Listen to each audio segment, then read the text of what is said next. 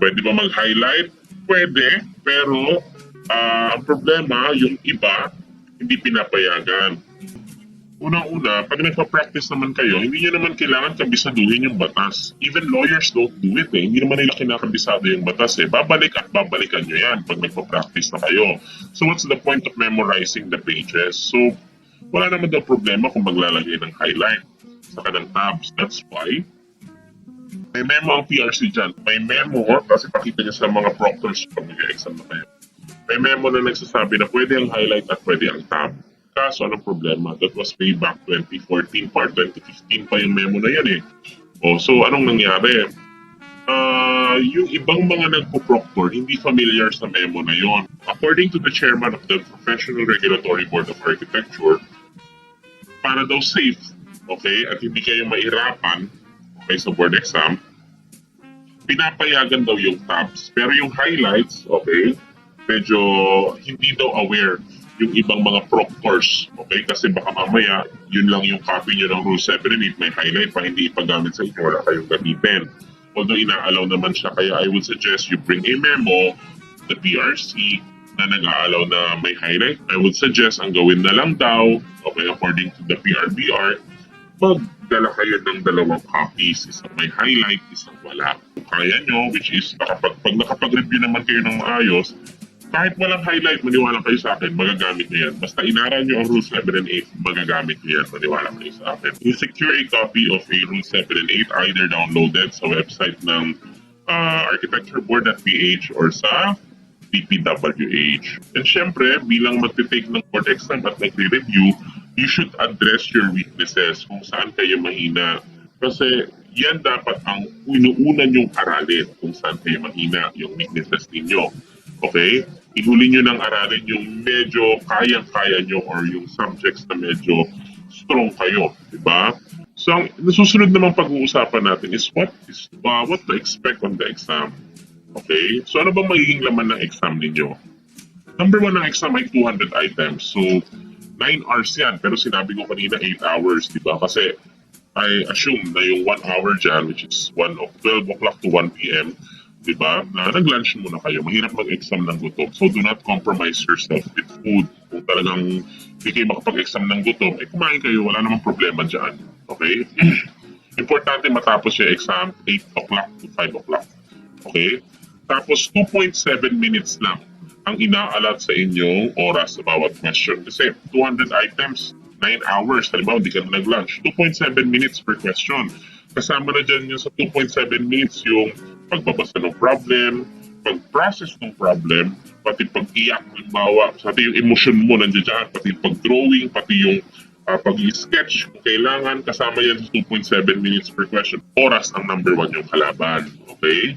Tapos, suggestion ko sa inyo guys, please huwag kayo magtipid sa oras. Kung kailangan yung mag-drawing, kung kailangan yung mag-compute, kailangan nyo mag-analyze. Bakit guys? Kasi pag hindi nyo naintindihan yung tanong at hindi nyo naintindihan yung design problem, mahihirapan kayo lalong sagutan. May mga kilala akong ganyan na nag-take ng board exam, hindi naintindihan yung design problem. Kaya anong nangyari? Ang nangyari ngayon sa kanila, dahil hindi nila maintindihan yung design problem sa kayong question, nakapag-alat na sila, hindi nila namamalayan 30 minutes sa isang question. So naubos na yung oras nila. Be conscious about your time. Kalaban nyo ang oras. And paano nyo makakalaban or paano kayo mananalo against time? Use your time wisely. Kung kailangan nyo mag-drawing, mag-compute, mag-analyze para maintindihan yung question, gawin nyo. Kasi pag naintindihan nyo yung tanong, okay, anong mangyayari sa inyo? Mas madali nyo lang masasagutan. Okay? Yung problem. Okay? Kaya basahin yung mabuti. Huwag kayong magmadali. Enough yung oras. Okay? Kaya huwag kayong masyadong magpa-pressure. Pero I'm telling you, do not waste your time naman. Maximize your time. Sa board exam nyo guys, most likely, magbibigay yan ng 5 to 10 projects. Magkakaibang projects yan. Pero may mga ibang nag-take kasi ng exam, 5 problems lang yung binigay or 5 projects lang din. Pero regardless, kung 5 to 10 projects yan, the number of questions that will be allotted for your exam will always be 200 items. Okay?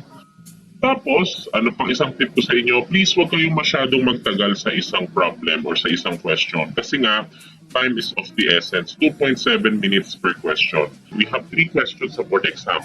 Yung pinakamadali. Yung pinakamadali yan yung tipong binabasa nyo pa lang yung question, hindi nyo pa pinatapos, alam mo na agad yung sagot.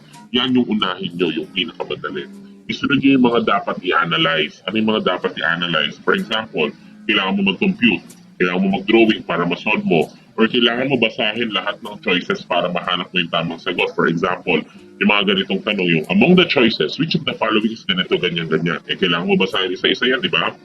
Masasagot naman yun, pero medyo time-consuming kasi. So, yun yung isunod nyo. Tapos, ihuli nyo yung mga dapat i-aral nyo na kay Lord. Try over one problem. Okay? Next, if you cannot find the right answer, cross out the wrong ones. Anong ibig sabihin yan? Yan yung tinatawag natin na method of elimination. Remember, sa board exam, apat na choices yan. A, B, C, and D. Okay? At isa dyan ay tamang sagot. Kung hindi nyo alam yung tamang sagot, hanapin nyo yung maling sagot. Okay? Hanggang mag-arrive kayo doon sa tamang sagot. Method of elimination ang tawag dyan. Another, do not memorize your rules 7 and 8. Dala nyo naman sa araw ng exam yan. Ba't mo kailangan i-memorize? Dapat alam nyo lang siyang gamitin. Do not memorize your rules 7 and 8. Familiarize. So, ibig sabihin, dapat alam nyo lang siya gamitin.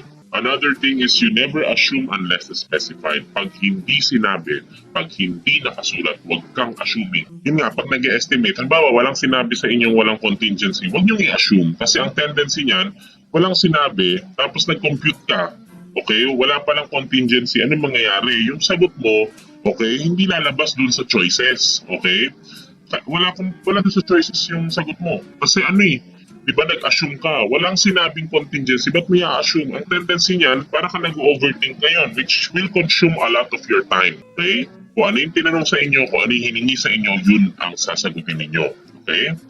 Skip questions that consumes energy. Sinabi ko na sa inyo yung kanina. Unahin yung madali. Isunod yung mga kailangan pag-isipan. Ihuli yung mga iaalay kay Lord.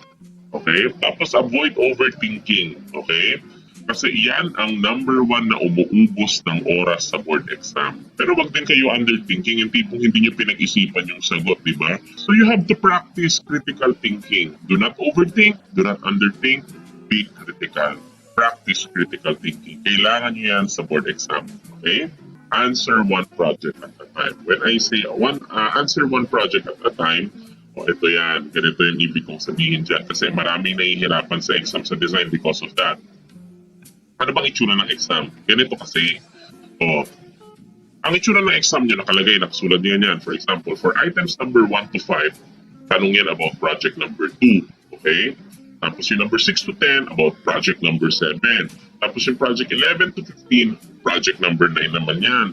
Tapos anong gagawin sa inyo dyan? For example, for items number 1 to 5, project number 2, magtatanong sila sa inyo dyan ng building laws, ng architectural interiors, ng site planning, ng structural conceptualization, questions na irrelevant, di ba? Tapos pagdating sa number 6 to 10, magtatanong na naman sa inyo, ibang project yan, project 7, space planning, irrelevant na question, architectural interiors, styles and exteriors, building laws, magtatanong sa inyo na naman. Ganun sa susunod, project number 9 naman for 11 to 15, ibang project na naman 16 to 20 hanggang umabot ng 200 yan, di ba?